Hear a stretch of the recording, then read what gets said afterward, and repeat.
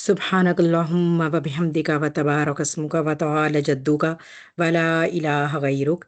اللهم صل على محمد وعلى آل محمد كما صليت على إبراهيم وعلى آل إبراهيم إنك حميد مجيد. اللهم بارك على محمد وعلى آل محمد كما باركت على إبراهيم وعلى آل إبراهيم إنك حميد مجيد. اما بعد، اعوذ باللہ من الشیطان الرجیم، بسم اللہ الرحمن الرحیم۔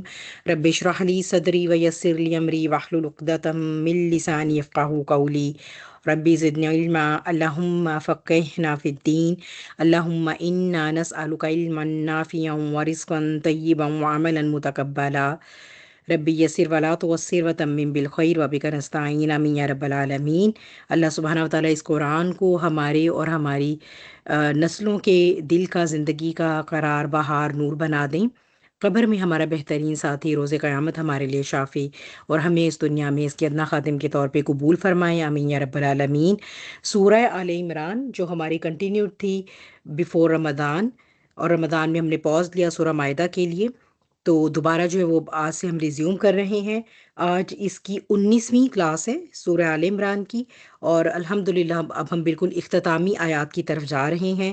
16ویں رکوع پر ہیں، انشاءاللہ اللہ کے اذن سے کوشش کریں گے 17واں رکوع بھی شروع کر سکیں، اور اس کی بھی کچھ آیات جو ہے وہ آج کور ہو جائیں۔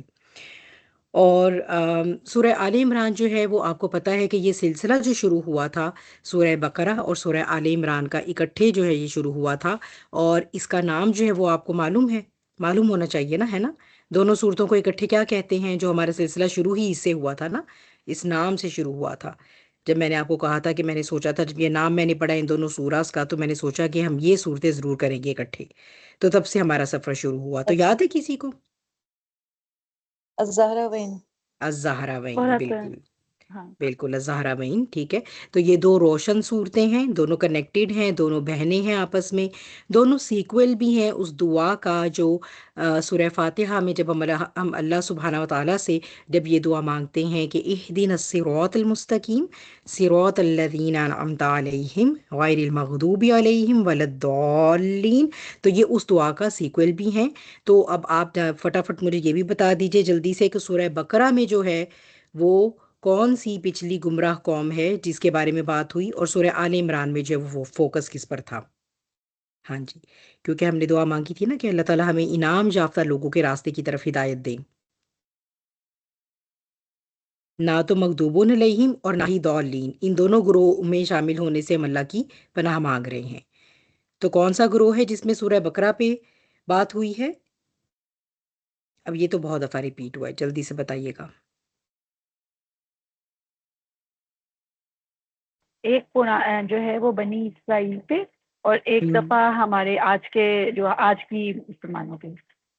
اچھا، رابعہ نے یہ بتایا ہے، اور کوئی کچھ اختلاف رکھتا ہے رابعہ کی رائے سے؟ کوئی اور نئی بات بتانا چاہے وہ اس میں کچھ؟ ٹھیک ہے، جب ہم نے کہا کہ مغضوبون علیہم اور الضالین، تو ہم کیا چاہ رہے ہیں کہ ان دو گروہوں سے جو ہے وہ ہمیں کچھ ایسی ہدایت مل جائے کہ جس میں جو ہے وہ ان دو گروہوں کو ہم فالو نہ کریں۔ تو کون سا گروہ ہے؟ پچھلی سابقہ امت مسلمہ کا کون سا گروہ ہے جس میں سورہ بقرہ میں جس کے بارے میں بات کی گئی ہے؟ غزالہ کہہ رہی ہیں کہ بنی اسرائیل اور کرسچن، یہودی۔ تو یہ تو تین گروہ ہو گئے، بنی اسرائیل، کرسچن اور یہودی،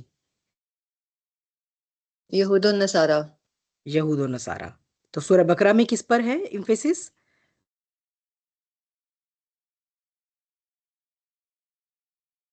تب تو بتا دیں، بتا تو دیا آپ لوگوں نے۔ یہود پہ ہے، ٹھیک ہے۔ سورہ آل عمران نصارہ کو فوکس کرتی ہے، ٹھیک ہے۔ اب بہت زیادہ اس کی ابھی میں جو ہے وہ ریکیپ ڈیٹیل میں نہیں جا رہی سورہ آل عمران کی، اس کے لیے جو ہے وہ پھر آپ کے پاس پچھلے لیکچرز ہیں الحمدللہ، کیونکہ اب اس وقت پورے 17 رکوع کا ریکیپ کرنا جو ہے وہ پھر ہمارا آدھے سے زیادہ جو ہے وہ اسی میں ہماری کلاس چلی جائے گی، ٹھیک ہے۔ تو بات کیا ہے؟ بات یہ کہ یہ دونوں بہنیں ہیں۔ پہلے میں جو ہے وہ یہود کے بارے میں بات ہوئی، اور اس میں جو ہے وہ نصارہ کے بارے میں بات ہوئی، جو دو بہت بڑے بڑے پرابلمز آ چکے ہوئے تھے۔ نصارہ میں شرک کا پرابلم آ چکا ہوا تھا، اور یہود جو ہیں ان کے اندر جو ان کا تکبر تھا اس کی وجہ سے وہ آخری نبی پر اور اللہ کی آخری کتاب پر ایمان نہیں لا کر دے رہے تھے. ٹھیک ہے، تو یہ پرابلمس ہیں جو ڈسکس ہوئے. یہ کیوں ڈسکس ہونے ضروری ہیں، اور یہ آپ نے دیکھا تھا کہ یہ ساری مدنی سورہ میں بار بار بات ہوئی ہے ان کے بارے میں. اور ابھی جب ہم ریسنٹلی سورہ مائدہ کر رہے تھے تو اس میں بھی جو ہے وہ یہ ان دونوں گروہوں کا ذکر تھا. اس میں بھی اللہ تعالیٰ نے بالکل پھر سمرائز کر دیا اب کہ یہ ان کے پرابلمس تھے. بہت دفعہ ریپیٹ ہوئے. ٹھیک، کیوں؟ تاکہ اب جو موجودہ امت مسلمہ ہے وہ عبرت حاصل کرے، وہ سبق پکڑے، ان کے حالات سے بھی اور ان کے انجام سے بھی. ٹھیک ہے، لیکن ہوا کیا افسوس، اب جب ہم 1400 سال بعد دیکھتے ہیں تو موجودہ امت مسلمہ نے آقا کریم کے ان الفاظ کو بالکل اسی طرح فالو کیا جیسے وہ آئی تھے کہ تم ان کو ان کی بالکل قدم بہ قدم پیروی کرو گے یہود کی. ٹھیک ہے، حتیٰ کہ وہ گو کے بل میں گھسیں گے تو تم بھی ان کے پیچھے گو کے بل میں گھسو گے. تو بہرحال لیکن یہ ہے کہ قرآن جو ہے وہ ذکرہ ہے، آج بھی ہمارے لیے جو ہے وہ یہ ایک ریمیمبرنس ہے. جو چاہے وہ آج بھی ہدایت لے لے. ٹھیک ہے، اللہ تعالیٰ نے ہدایت کے دروازے اس کو بند کرنے کا اللہ تعالیٰ نے کوئی ٹائم فکس نہیں کیا، اللہ یہ کہ نزاع کا عالم ہو جائے، اللہ یہ کہ سورج مغرب سے طلوع ہو جائے، اس سے پہلے پہلے یہ سب کے لیے کھلے ہیں ہدایت کے دروازے. جو چاہے وہ اللہ کی طرف واپس لوٹ سکتا ہے. تو نصارہ کا جو اس کے اندر ہم نے دیکھا تھا کہ نجران سے جو وفد آیا تھا، جو شروع کے ہم نے تقریباً آپ کہہ لیجئے 70-80 کے لگ بھگ جو آیات ہیں وہ اس بیک گراؤنڈ میں ڈسکس ہوئی تھی. نجران کا جو وفد ہے وہ آیا، اور پھر اس نے جو بھی جو ہے وہ نبی کریم صلی اللہ علیہ وسلم کے ساتھ مناظرہ بھی ہوا، ان کو دلائل بھی دیے گئے، اور پھر اس پر مباہلہ کی ان کو جب دعوت دی گئی تو بہرحال وہ اتنی ان کے اندر غیرت توحیدی پھر بھی زندہ تھی کہ انہیں معلوم تھا کہ کہ اگر یہ نبی ہیں، اور اگر ہم نے ان کے ساتھ جھوٹا، اگر ان کے ساتھ مل کر ہم نے یہ مباہلہ کی دعوت قبول کر کے ہم نے جھوٹی قسم اٹھا لی تو پھر بربادی ہمارا مقدر بن جائے گی. تو بہرحال مباہلہ سے بہرحال وہ پھر پیچھے ہٹ گئے، اور یہ کہ انہوں نے پھر نبی کریم صلی اللہ علیہ وسلم کو یہ کہا کہ ہم دین اسلام میں تو ہم نہیں داخل ہو رہے، لیکن یہ کہ ہم آپ کے ماتحت رہنے پہ راضی ہیں. آپ اپنے جو ہے وہ اصحاب میں سے ایک ساتھی کو ہمارے ہمراہ کر دیجئے تاکہ وہ جو کچھ بھی لین دین ہے وہ اس کا ہمارے لیے اس کے احکامات کو واضح کر دیں. ٹھیک ہے، تو یہ جو ہے وہ ان کے ساتھ ہوا. لیکن یہ کہ شرک کے اوپر ہم نے دیکھا کہ دلائل جو تھے وہ ایک کے بعد دوسرے اللہ سبحانہ وتعالیٰ نے جو دیے کہ اگر آپ کو صرف حضرت عیسیٰ علیہ السلام کی معجزانہ پیدائش کو لے کر ہی اگر آپ نے انہیں الوہیت جو ہے وہ تفویض کرنے کا سوچ لیا ہے تو پھر آپ حضرت آدم علیہ السلام کے بارے میں بھی یہی بات سوچئے، کیونکہ انہیں تو پھر ماں اور باپ دونوں کے بغیر پیدا کیا گیا. تو آپ یہ الوہیت پھر وہ زیادہ حقدار بنتے ہیں کہ ان کے ساتھ اٹیچ کی جائے. تو یہ سارا کچھ پھر رفع سماوی اور جو بھی وہ پھر ہم سب بات جو ہے وہ پیچھے کر کے آ چکے ہیں. اس کے بعد جو ہے وہ آیات شروع ہوئی ہیں، جو بھی تھوڑا سا پھر ہم نے ایک دین کا خلاصہ دیکھا. اس کے اندر آپ کو پتہ ہے کہ مدنی سورہ جو ہیں ان کے اندر دین کی اساس جو ہے یا بنیادی باتوں کو اسے اللہ سبحانہ وتعالیٰ دوبارہ ریپیٹ کر دیتے ہیں. ٹھیک ہے، جیسے ہمارا ایمان ہو گیا، ایمان بالآخرہ ہو گیا، توحید کی بات ہو گئی، یہ ساری باتیں جو ہے وہ پھر درمیان میں ریپیٹ ہوتی ہیں. اور پھر یہ کہ جب ایک امت کی ذمہ داری اب اس امت محمدی صلی اللہ علیہ وسلم پر ڈالی گئی ہے جو کہ امت وسطیٰ ہے، اب یہ جو ہے اس کا سب سے بڑا کام کیا ہے کہ یہ خود اس دین کو سیکھے گی اور اس دین کو پھیلائے گی. اور اس کو پھیلاتے ہوئے جو سب سے ضروری امر ہے، امر بالمعروف و نہی عن المنکر، جو کہ ابھی ہم سورہ مائدہ میں بھی پڑھ کے آئے ہیں کہ جب بھی اللہ تعالیٰ کی طرف سے ایک امت کو امت کی ذمہ داری دی گئی ہے تو اسے اس بات کی بہت زیادہ تاکید کی گئی ہے، بلکہ یہ اس کے لیے فرض کفایہ بنا دیا گیا ہے کہ ایک گروہ کم سے کم تم میں سے ایسا ہمیشہ رہنا چاہیے جو امر بالمعروف و نہی عن المنکر کا فریضہ انجام دے. کیونکہ اگر ٹوٹلی ایک امت جو ہے وہ اس فریضے کو ترک کر دیتی ہے تو پھر اس پر اللہ تعالیٰ کا عذاب جو ہے وہ اس پر وہ آپ کہیے کہ وہ فائنلائز ہو جاتا ہے پھر. ٹھیک ہے، اور یہ کہ فرقہ واریت سے بچنا یہ ایک بہت بڑا سبق تھا اس میں کہ فرقوں میں نہ پڑو. لیکن بہرحال وہی ہم دیکھتے ہیں کہ افسوس کے ساتھ یہ کہنا پڑتا ہے کہ سب سے زیادہ فرقہ واریت جو ہے وہ آج موجودہ امت مسلمہ ہی اس کا شکار ہے. تو اب بات ہو رہی تھی غزوہ احد کی. غزوہ احد کے پس منظر کی بات ہوئی، توکل اور اسباب کی بات ہوئی. بات کیا ہے وہ یہی بات ہے کہ انسان جو ہے اس کی فطرت میں ہے وہ اسباب پر ریلائنس ڈال دیتا ہے اپنا، خاص طور پہ جب کبھی بڑی آزمائش آتی ہیں، جب کبھی وہ ذرا سختی سے آزمایا جاتا ہے تو یہی وہ مقام ہوتے ہیں اس کی زندگی میں جہاں پر یہ پتہ چلتا ہے کہ ایک جو واقعی جو سچا مومن ہے اس کے اندر کتنا سبسٹینس ہے. کیونکہ مین آف سبسٹنس جو ہوگا نا، جو واقعی عبداللہ ہوگا، وہ اللہ سبحانہ و تعالیٰ پر اپنا ریلائنس ڈالے گا، اور اسے بظاہر کوئی اسباب نہیں بھی نظر آئیں گے، لیکن وہ یہ یقین اللہ تعالیٰ پر نہیں چھوڑے گا کہ میرے لیے اللہ تعالیٰ جو ہے وہ، کیونکہ وہ تو مسبب الاسباب ہے، وہ تو اسباب نئے کریٹ کر سکتا ہے اور کرتا ہے اپنے بندوں کے لیے. پہلے وہ ان کو آزماتا ہے، لیکن پھر یہ کہ وہ ان کے لیے جہاں پر جیسے ہی ان کے آزمائش کا پیک پوائنٹ آ جاتا ہے، جہاں پر وہ اپنی ثابت قدمی میں وہ پورے اترتے ہیں، وہیں پر پھر اللہ تعالیٰ کی مدد کے دروازے ان کے لیے کھل جاتے ہیں. تو یہ جو ہے وہ ساری بات کہ جب آپ اپنا ریلائنس اپنی جنگی تیاریوں پر، اپنی نفری پر کہ ہم تعداد میں کتنے ہیں، ان چیزوں پر ڈالیں گے، تو پھر ظاہر سی بات ہے کہ وہ پھر یہ اسباب جو ہیں وہ پھر یہی آپ کو بچائیں، ٹھیک ہے، جو کہ وہ نہیں بچا سکتے. تو ہمیشہ اللہ تعالیٰ کی جو نصرت ہے وہ ایمان اور توکل کے ساتھ آتی ہے. اور اسی میں جو ہے وہ غزوہ بدر کی بھی پھر ہمیں مثال دی گئی. اور پھر یہ کہ ابھی غزوہ احد ہی کی آیات جو ہے یہ چل رہی ہیں، تو غزوہ احد ہی کی آیات کے تناظر میں جو ہے وہ یہ بات ہو رہی تھی کہ آپ جو ہے وہ یہ سمجھتے ہیں کہ اگر آپ جنگ میں نہیں اتریں گے تو کیا آپ کو موت نہیں پکڑے گی؟ تو موت جو ہے وہ تو آ کر ہی رہنی ہے، وہ تو آپ کی جہاں پر موت لکھی گئی ہے وہاں پر آپ خود چل کر پہنچ جائیں گے. تو یہ ہے اللہ تعالیٰ کا جو ایک تقدیر کا، اور وہ آج کے آیات میں جو اسے مزید دیکھیں گے. پھر غزوہ احد کے جو ہے وہ شکست کے اسباب کے جب جو ہے وہ مسلمان بہت زیادہ دل برداشتہ ہوئے، تو انہیں یہ یاد دلایا گیا کہ اللہ کا وعدہ تو بالکل سچا تھا. کیونکہ یاد کرو جنگ کا وہ جو ہے وہ پہلا فیز جس میں تم انہیں مار رہے تھے اور وہ شکست کھا رہے تھے تمہارے ہاتھوں. پھر یہ سوچو کہ ایسا کیا ہوا کہ یہ پانسا پلٹ گیا. ٹھیک ہے، تو کیا ہوا؟ کیونکہ وہ جو مال کی محبت تھی تمہارے دل میں، اس کی وجہ سے تم نے جو ہے وہ اپنے لیڈر کی، اپنے امیر کی نافرمانی کی، اور اتنا امپورٹنٹ محاذ تم نے دشمنوں کے لیے خالی کر دیا. تو بس پھر یہ اسی کا نتیجہ تھا جو تم لوگوں کو بھگتنا پڑا. ٹھیک ہے، اور پھر یہ کہ اللہ تعالیٰ جو ہے وہ فرماتے ہیں کہ غم پر غم دیے. ٹھیک ہے، یہ ایک بہت امپورٹنٹ جو ہے وہ لیسن تھا کہ اللہ نے تمہیں غم پر غم دیے، تاکہ جو کچھ تمہارے ہاتھ سے چلا جائے تم اس پر غمگین نہ ہو، یا یہ کہ کوئی مصیبت نظر آئے. اس کو اگر ہم اپنی ڈے ٹو ڈے لائف میں بھی امپلیمنٹ کرتے ہیں تو ہم یہ دیکھتے ہیں کہ بسا اوقات ایسی سچویشن آ جاتی ہے، جیسے کہ غزوہ احد کو اگر آپ بیک گراؤنڈ میں ذہن میں رکھیں تو آپ یہ دیکھیے کہ اچھی بھلی وہ جیتی ہوئی بازی تھی. ٹھیک ہے، جس کا پانسا ایسا پلٹا کہ نہ صرف جنگ ہاتھ سے گئی، مال غنیمت ہاتھ سے گیا، کتنے جید صحابہ شہید ہوئے، اور کم از کم کہا جاتا ہے کہ انصار کا شاید ہی کوئی گھرانہ ایسا بچا تھا جہاں کوئی نہ کوئی جو ہے وہ قتل نہیں کیا گیا، یعنی ان کا کوئی نہ کوئی ممبر ایسا نہیں تھا کہ جو اس جنگ میں قتل کیا گیا ہو. پھر یہ کہ سب سے زیادہ جو ڈی موٹیویٹنگ نیوز تھی وہ یہ تھی کہ نبی کریم صلی اللہ علیہ وسلم کی شہادت کی خبر اڑا دی گئی، اور یہ کہ اس پر تو پھر جو ہے وہ اچھے بھلے ایمان والے بھی جو ہے وہ ہاتھ چھوڑ کر بیٹھ گئے.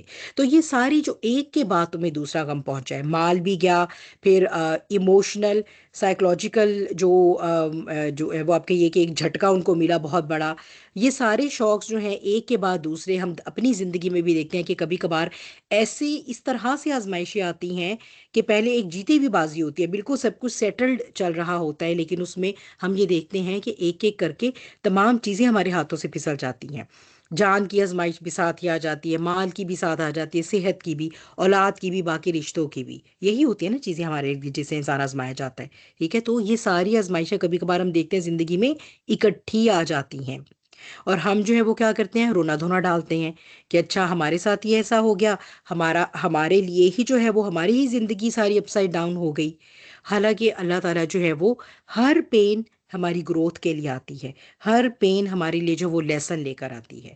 تو کیوں ہوتا ہے جب خاص طور پر یہ ہو، یہ جو آیا نمبر 153 میں ہم نے دیکھا تھا، تاکہ تمہیں غم پر غم کیوں ملتا ہے؟ تاکہ انسان اس چیز کو یوز ٹو ہو جائے کہ یہ جو اٹیچمنٹس وہ اپنی زندگی میں اپنے دل کو لگا کر بیٹھ جاتا ہے، جن کے بغیر وہ سمجھتا ہے کہ میں سروائیو بھی نہیں کر سکوں گا، میں اکیلا رہ جاؤں گا، یہ ساری اٹیچمنٹ جو ہے نا ان کو کھونے کا حوصلہ آ جائے. اب جب اللہ تعالیٰ یہ لیسن جب لرن ہو جاتے ہیں تو اس کے بعد اللہ تعالیٰ دوبارہ انسان کو وہ ساری چیزیں دے دیتے ہیں. لیکن اب کیا ڈیفرنس ہوتا ہے؟ پہلے یہ ڈیفرنس تھا کہ یہ ساری اٹیچمنٹس ہمارا خدا بنی ہوئی تھی، ہم نے اپنا ریلائنس ان پہ ڈالا ہوا تھا، ہم نے اپنا سروائیول ان کے ساتھ اٹیچ کر دیا تھا. اب کیا ہوگا؟ اب یہ کہ ہم ایک غنا کے ساتھ، اب ہمارے پاس وہ ہیں تو صحیح، لیکن اب ہمارے اندر ایک غنا ہے، اگر وہ دوبارہ بھی چھن جائیں گی تو اب ہم پینک نہیں ہوں گے. یہ ہے وہ ایک مومن کی آپ کہیے کہ ایک ٹریننگ. ٹھیک ہے، اور یہ تھوڑی ہائی لیول ٹریننگ ہوتی ہے ٹھیک، ایک تو یہ ہوتا ہے کہ ہمیں پتہ چلتا ہے ٹھیک ہے ہم سے کچھ چھن گیا، پھر وہ ہمیں مل گیا، ہم کہتے ہیں اللہ تعالیٰ کا شکر ہے، ہم پھر دوبارہ اٹیچ ہو جاتے ہیں اس کے ساتھ. لیکن نہیں، ایک مومن جب تک یہ لرن نہیں کر لیتا کہ یہ اٹیچمنٹس جو ہیں میں نے اس کے بغیر رہنا زندگی میں سیکھنا ہے، میری صرف ایک ہی اٹیچمنٹ مجھے کافی ہے، اور وہ ہے اللہ سبحانہ و تعالیٰ کی ذات کی اٹیچمنٹ. بس اللہ سبحانہ و تعالیٰ کی ذات ہے تو سب کچھ ہے، وہ کافی ہے میرے لیے. تو یہ جب وہ لرن کر لیتا ہے نا لیسن، اب اس کے لیے وہ جسے کہتے ہیں نا کہ جب کبھی شاید آپ لوگوں نے بھی کبھی محسوس کیا ہو زندگی میں، کبھی آپ بھی اس مقام پر پہنچے ہوں کہ کبھی کبھار ایسا ایسا ہو جاتا ہے زندگی میں کہ ہمیں لگتا ہے کہ ہم سب کچھ کھو چکے ہیں، اور آپ کو پتہ ہے اس کے بعد ایک ٹرو فیئر لیس اور فریڈم کی سٹیج آ جاتی ہے، اور اس کے بعد آپ بالکل کیئر نہیں کرتے آپ کے پاس کچھ ہے نہیں ہے، آپ کے پاس کوئی ہے یا نہیں ہے، کوئی رشتہ ہے یا نہیں ہے، کوئی مال اسباب ہے یا نہیں ہے. کیونکہ جب انسان سب کچھ کھو چکتا ہے اور اس کے پاس اور کھونے کو کچھ نہیں بچتا، یہی وہ مقام ہوتا ہے جہاں پر اسے یہ سمجھ آ جاتی ہے کہ سب کچھ کھونے کے باوجود بھی تو میں سروائیو کر رہا ہوں، اب بھی تو میں باقی ہوں. تو اس کا کیا مطلب ہے کہ میرے لیے یہ ساری اٹیچمنٹ جنہیں میں نے اپنی زندگی سمجھا ہوا تھا، میں ان کے بغیر بھی زندہ رہ سکتا ہوں، اور اصل میں میرے لیے اللہ سبحانہ و تعالیٰ ہی کافی تھا اور وہی کافی ہے. تو یہ ساری اٹیچمنٹس کے بغیر تو یہ وہ مقام ہوتا ہے جہاں سے انسان پھر ایک ٹرولی فری عبداللہ میں جو ہے وہ ٹرانسفارم ہوتا ہے، اگر وہ لرن کرنا چاہے. ٹھیک ہے، اگر وہ اپنی گروتھ کرنا چاہے. لیکن اگر نہیں کرتے تو بہرحال پھر وہ لیسنز ریپیٹ ہوتے رہتے ہیں ڈیپینڈنگ آن کس کا کیسا ایمان ہے. اب آگے کی آیات پہ چلتے ہیں. ہم نے آیا نمبر 153 تک کور کیا تھا رمضان سے پہلے. آیا نمبر 154 سے جو ہے وہ انشاءاللہ ہم آج سٹارٹ کریں گے. جی آج ہے کوئی جذبات، کوئی جذبہ ہے قائم تلاوت کا، یا رمضان کے ساتھ ڈھیلا پڑ گیا؟ رمضان ختم ہوتے ہی کرے گا کوئی تلاوت، آئے گا؟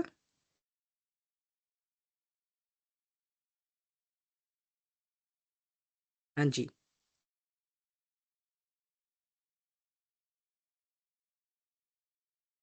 کیا ہوا، رمضان ختم ہو گیا تو پھر بس اب نہیں؟ چلیں، فریحہ جو ہے وہ انہوں نے والنٹیئر کیا ہے، جزاک اللہ خیر فریحہ. اچھا فریحہ، آپ یہ 154 5 اور میرا خیال ہے یہ ساری آگے جو ریلیٹڈ ہے، چلے یہ رکو پھر کمپلیٹ ہو جائے گا، یہی والی دو 154 اور 5 ابھی دیکھ لیتے ہیں.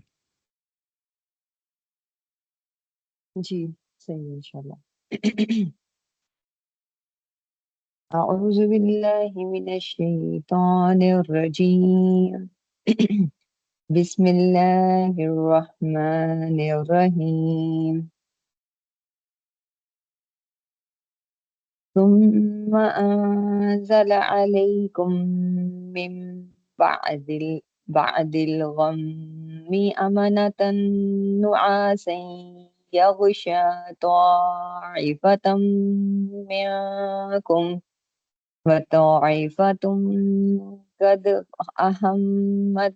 أهمتهم أنفسهم يظنون بالله غير الحق ظن الجاهلية يقولون هل لنا من الأمر من شيء قل إن الأمر كله لله يخفون في أنفسهم ما لا يبدون لك يقولون لو كان لنا من الأمر شيء ما قتلنا هاهنا قل لو كنتم في بيوتكم لبرز الذين كتب عليكم القتل إلى مضاجعهم وليبتلي ہمیں چینج کیجیے گا پلیز. ہاں میں نے کر دیا، پیئر نہیں ہو رہا. نہیں میرے پاس نہیں شو ہو رہا، میرے پاس اصل میں وہ کھلا بھی نہیں ہوا تھا نا. ہاں جی اب آپ دیکھو. جسٹ سیکنڈ میں اس کو اپنے پاس یہاں پہ کھول لیتی ہوں. وَلِيَبْتَلِيَ اللَّهُ.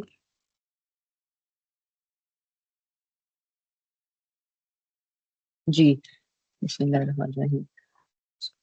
وَلِيَبْتَلِيَ اللَّهُ مَا فِي صُدُورِكُمْ وَلِيُمَحِّصَ مَا فِي بكم والله عليم بذات الصدور إن الذين تولوا منكم يوم التقى الجمعان إنما استزلهم الشيطان ببعد ما كسبوا وَلَقَدْ عَفَا اللَّهُ عَنْهُمْ إِنَّ اللَّهَ غَفُورٌ حَلِيمٌ. جزاک اللہ خیر کثیرن آگے کثیرہ. بھی پڑھ دوں؟ نہیں وہ پھر رکوع ختم ہو گیا نا، وہ پھر دیکھ لیں گے بعد میں. ٹھیک ہے، ہاں جی بالکل. چلیں جزاک اللہ خیر. چلیے دیکھتے ہیں، ان کا ترجمہ دیکھ لیتے ہیں. ٹھیک ہے، تو اس میں آپ نے ذہن میں رکھنا ہے کہ غزوہ احد کی بات ہو رہی ہے. اللہ تعالیٰ نے اسباب، اللہ تعالیٰ نے اس میں جو ان کی غلطیاں تھیں وہ پوائنٹ آؤٹ کی، وہ کمزوریاں بیسیکلی، کہ وہ ہوا کیوں جو ہوا، سارا انالیسس اس کے آپ کہہ لیجئے، یا اس کی کازز، اس کے اسباب. اس کے بعد جو ہے وہ کیا ہوا، ثم انزل علیکم من بعد الغم، پھر انزل نازل کیا علیکم تم سب پر، من بعد الغم، غم کے بعد. ٹھیک ہے، پھر نازل کیا اللہ نے تم سب پر غم کے بعد. ٹھیک ہے، کس چیز کو نازل کیا؟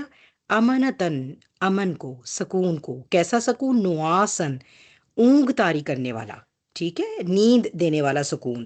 یخشا، چھا رہا تھا، طائفتم منکم، ایک گروہ پر تم سب میں سے. ٹھیک، ایک تو اس سے ہمیں کیا پتہ چلا، یعنی اس کو اب با محاورہ دیکھ لیجئے کہ پھر اس نے تم پر سکون حاصل کیا. ٹھیک ہے، جس سے تمہارے ایک گروہ پر اونگ طاری ہو گئی. اچھا اگلا بھی دیکھ لیتے ہیں، پھر اس کی طرف آتے ہیں. وَطَائِفَةٌ قَدْ أَحَمَّتْهُمْ، اور دوسرا گروہ، اور ایک گروہ یعنی another، ایک دوسرا گروہ، قَدْ أَحَمَّتْهُمْ، اسے کیا ہو گیا؟ اسے ہمت ہو گئی، اسے غم طاری ہو گیا.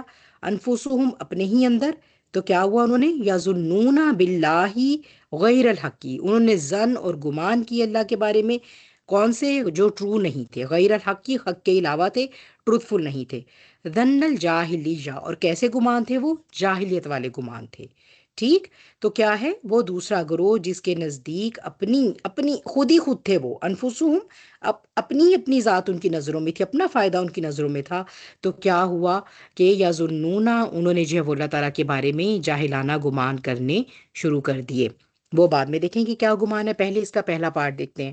یعنی اب ایک جو ہے وہ جیسے میں نے آپ کو پہلے بتایا ہے، آزمائش کی پیک تک جب اللہ تعالیٰ مومنین کو پہنچا دیتے ہیں، جب وہ پہنچ جاتے ہیں، اور وہ مومنین اپنے ایمان، توکل اور اسبات. ٹھیک ہے، تین چیزیں ٹیسٹ ہوتی ہیں بیسیکلی ہر آزمائش کے اندر ہماری. نمبر 1 از فیتھ، بلیو، ایمان ہمارا. ٹھیک ہے، اور دوسرا کیا ہے؟ توکل اللہ. یہ دونوں چیزیں ہیں جو ہماری بیسک انگریڈینٹس ہیں، جو چیک ہوتے ہیں. عام حالات میں ہم سب جب ہنسی خوشی ایک دوسرے کے ساتھ ملتے ہیں تو بہت اللہ کی تعریف، اللہ کا ذکر، اللہ کا شکر ہے، ہم بہت اللہ کے شکر گزار نظر آ رہے ہوتے ہیں ایک دوسرے کو. ٹھیک ہے، اصل ٹیسٹ جو ہے جب ہوتا ہے تو پھر یہ دیکھا جاتا ہے کہ اس کے اندر کتنا ایلیمنٹ تھا واقعی میں. اس دعوے دار، یہ جو ایمان کا، یہ اسلام کا دعوے دار، اس کے اندر ایمان اور توکل الی اللہ کا کتنا واقعی سبسٹنس موجود ہے. جب یہ چیک ہو جاتا ہے، ایک پیک پر جب مومن پہنچ جاتا ہے اس کی، اور بہت بوجھ محسوس کرتا ہے، اور اسے لگتا ہے کہ میں اب کہیں ٹوٹ ہی نہ جاؤں، اس مقام پر جا کر پھر اللہ تعالیٰ کیا کرتے ہیں؟ اب ایز آتی ہے. ٹھیک، کیونکہ اس نے ثابت قدمی دکھائی تو اللہ تعالیٰ ایک سکون جو ہے وہ نازل کر دیتے ہیں. اور یہ پیٹرن آپ ہر آزمائش میں دیکھیں گے. ہم تو غزوہ احد کے کانٹیکس میں بات کر رہے ہیں نا، کیونکہ یہاں پر ایز این امہ ایک آزمائش کی بات ہو رہی ہے، لیکن ہم اپنی انفرادی زندگیوں میں بھی اگر دیکھیں تو اللہ تعالیٰ غم کو اس کی پیک پر پہنچا کر اس کے بعد پھر جو ہے وہ اسے ایز کر دیتے ہیں. ٹھیک ہے، تو اس میں دو گروہوں کی بات ہو رہی ہے. ایک وہ گروہ ہے جس کے اندر واقعی ایمان تھا، اور پھر ایک وہ گروہ ہے جو کہ منافقین کا گروہ ہے. تو اس میں جو ہے وہ مومنین ورسز منافقین، اللہ کی مدد کے تناظر میں جو ہے وہ کیا فرق ہے دونوں میں؟ مومنین جو تھے ان میں، انہیں اللہ تعالیٰ نے کیا کیا؟ انہیں اللہ تعالیٰ نے ایک اونگ دے دی، نواس، امانتاً نواسن، ایک ایسا امن دیا جس کے اندر بہت ریلیکسیشن تھی. اب آپ یہ دیکھیں، یہ بالکل ویسے ہی ہے جب آپ بہت ٹینس ہوتے ہیں، بہت پریشان ہوتے ہیں، اتنے ٹینس ہوتے ہیں کہ آپ کے جو ہے وہ آپ کو مسل اسپیزم ہو جاتا ہے. اب آپ گردن بھی اپنی جو ہے وہ نہ دائیں آپ کی مڑتی ہے نہ بائیں مڑتی ہے. آپ ڈاکٹر کے پاس جاتے ہیں, ڈاکٹر کہتے ہیں جی آپ تو بھائی بہت آپ نے ٹینشن لے لی کسی بات کی, یہ لے جی یہ میں آپ کو جو ہے وہ کوئی ٹرینکولائزر دے رہا ہوں, یہ آپ نا مسل ریلیکسن لے لیجیے. اب ہم جب وہ مسل ریلیکسن لیتے ہیں تو آپ نے ہم سب نے ایک دفعہ تو لیا ہی ہوگا نا زندگی میں, تو وہ جو کنڈیشن ہوتی ہے نا جس میں آپ کے مسلس بالکل ریلیکس, اور آپ اب گر رہے ہوتے ہیں, ٹھیک ہے, آپ کوئی کام بھی کر رہے ہوتے ہیں نا, تو آپ کے ہاتھ سے اگر آپ کچھ لکھ رہے ہیں قلم چھوٹ کے گرے گا, آپ کہیں کھڑے ہو رہے ہیں آپ کو کھڑے کھڑے نیند آ رہی ہے کیونکہ اتنے ریلیکس ہو گئے آپ کے مسلس, آپ کو تھوڑی دیر کے لیے بالکل بھول جاتا ہے کہ مجھے کوئی پریشانی بھی تھی. یہ ہے وہ نیچرل ٹرینکولائزر جو اللہ تعالیٰ کی طرف سے مومنین کو دیا جاتا ہے جب آزمائش بہت سخت ہو جاتی ہے, جو کہ پھر ان کے دلوں کو سکینت عطا کرتا ہے. لیکن یہ مومنین کے اوپر یہ کیفیت طاری ہوتی ہے, ٹھیک, کیونکہ انہوں نے اپنے قلب کے اندر جو ان کی فطرت سلیم تھی, اپنے قلب کے اندر جو ان کے نور تھا, جو کچھ بھی نور تھا جو اللہ نے دیا ہوا تھا, ایمان توکل الی اللہ, وہ انہوں نے اس کو پریزرو کیا, انہوں نے اس کی حفاظت کی, تاکہ جب آزمائش کا ایسا وقت آئے تو ہم اس پونجی کو استعمال کریں. انہوں نے اس چیز کی جب پروٹیکشن کی اور اللہ تعالیٰ کی بھیجی آزمائش میں ثابت قدمی دکھائی, تو اب اللہ تعالیٰ جب شدید ایک آپ کہہ لیجئے کہ آزمائش کا وقت ہے, اللہ تعالیٰ انہیں سکینت عطا فرما دیتے. تو یہ ہوتا ہے کہ جب آپ کبھی کسی مومن کو دیکھیں گے نا کہ وہ کسی بہت انٹینس, آپ نے دیکھا ہوگا اپنے ارد گرد بھی, ایسا کوئی نہ کوئی تو آپ نے دیکھا ہوگا زندگی میں, بہت کرائسس سے گزرے ہوتے ہیں, لیکن آپ کو ان کی ذات میں اتنا ٹھہراؤ نظر آئے گا, آپ کو ایسا لگے گا جیسے وہ آپ شاید نا سکون کی سکینت کی کوئی چلتی پھرتی شکل دیکھ رہے ہیں, کوئی اس کی انسانی شکل دیکھ رہے ہیں, اور اینکرڈ ہوں گے, وہ اینکرڈ طوفانوں سے گزر رہے ہوں گے لیکن وہ لرزتے نہیں ہیں, جماؤ ہوتے ہیں ان کے اندر.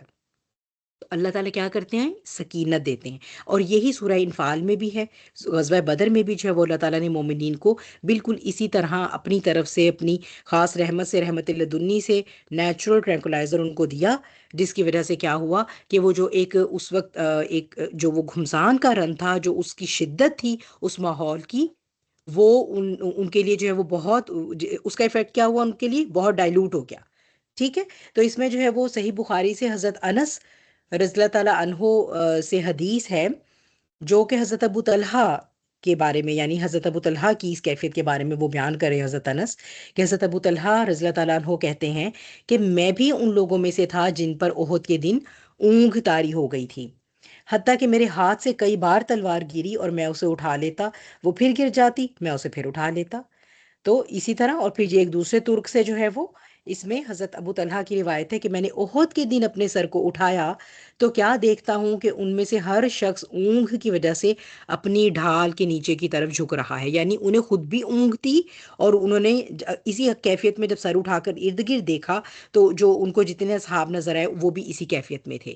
تو یہ اللہ تعالیٰ نے مومنین پر جو ہے, کیونکہ سختی بہت, پھر کیا وہ اب آپ دیکھیے نا, پہلے شروع میں تو ہے وہ جنگ, اس کا وہ بڑا اچھا رزلٹ ہے, بہت خوش ہے سب مومنین, ہم نے فتح پا لی, بلکہ وہاں پر مال غنیمت جو ہے وہ اکٹھا ہونا شروع ہو گیا. پھر جو پانسا پلٹا تو بس پھر اس کے بعد جو کیفیت ہوئی, اس میں پھر اللہ تعالیٰ نے جو ہے وہ مومنین کے دلوں کو تو یہ گفٹ دیا اپنا, جو اللہ کا خاص گفٹ پھر آتا ہے ہمیشہ. لیکن ایک جو دوسرا گروہ تھا جس کے لیے کیا ہے, اہمتہم انفسہم, ان کے لیے جو ہے وہ صرف اپنا فائدہ اور اپنا مفاد اصل میں ان کے پیش نظر تھا, وہ اس غزوہ میں اس لیے نکل کر گھروں سے نہیں آئے تھے کہ انہیں اللہ کے دین کے نفاذ کے ساتھ کوئی غرض تھی.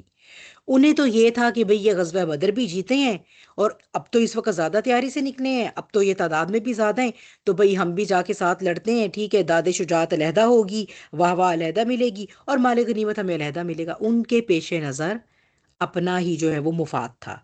تو ظاہر سی بات ہے, اس کا کیا مطلب ہے, دل میں نفاق ہے.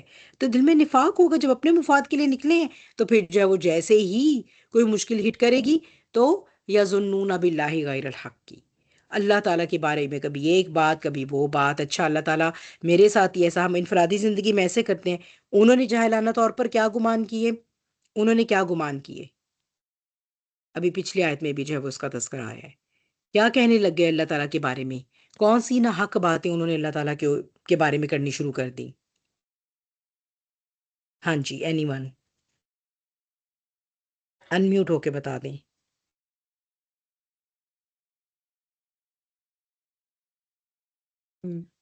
سو گئے سارے کے سارے، آج تو سوئے ہوئے ہیں۔ کون سی باتیں کہ اللہ تعالیٰ کے بارے میں نہ حق؟ کوئی آئیڈیا نہیں کہ اللہ تعالیٰ نے جو وعدہ کیا ہوتا ہے نا مومنین سے کہ اگر وہ ثابت قدمی دکھائیں گے تو فتح ان کی ہوگی، ٹھیک ہے؟ تو وہ کیا اب اللہ تعالیٰ کے بارے میں کہ یہ معاذ اللہ ثم معاذ اللہ، اب کہاں ہے اللہ کا وہ وعدہ؟ ہمیں تو فتح پرومس کی گئی تھی، یعنی وہ اپنا ذاتی مفاد اپنے مد نظر رکھ کر جو نکلے ہیں نا گھروں سے، تو کیوں؟ ان کو تو یہ تھا کہ چونکہ اللہ تعالیٰ نے نبی، ہم تو رسول کے ساتھ جا رہے ہیں اور چونکہ ان کو پرومسڈ ہے وکٹری، تو وہ تو ہمیں ملے گی ہی ملے گی۔ یعنی اس کا کیا مطلب ہے؟ مال غنیمت ہمیں ملے گا ہی ملے گا، اور شاید کوئی عہدے بھی مل جائیں اس کے بعد۔ تو اب انہیں جب مصیبت پڑ گئی، اب وہ مال غنیمت بھی ہاتھ سے گیا، اب تو بلکہ جان کے لالے پڑ گئے۔ تو اب کیا اللہ کے بارے میں پتہ نہیں کون سے اللہ تعالیٰ نے جو فتح کے وعدے کیے تھے، ہم تو مومنین کے ساتھ ہی نکلے نا، ہم تو جو ہے وہ مشرکین کے خلاف ہی لڑ رہے تھے نا۔ تو اب جو ہے وہ پتہ نہیں کون کون سے ظن الجاہلیہ، جاہلیت کے گمان۔ جاہلیت کیا ہوتی ہے؟ اب جہالت کیا ہوتی ہے یہ تو پتہ ہونا چاہیے نا۔ جہالت کیا ہوتی ہے؟ ہم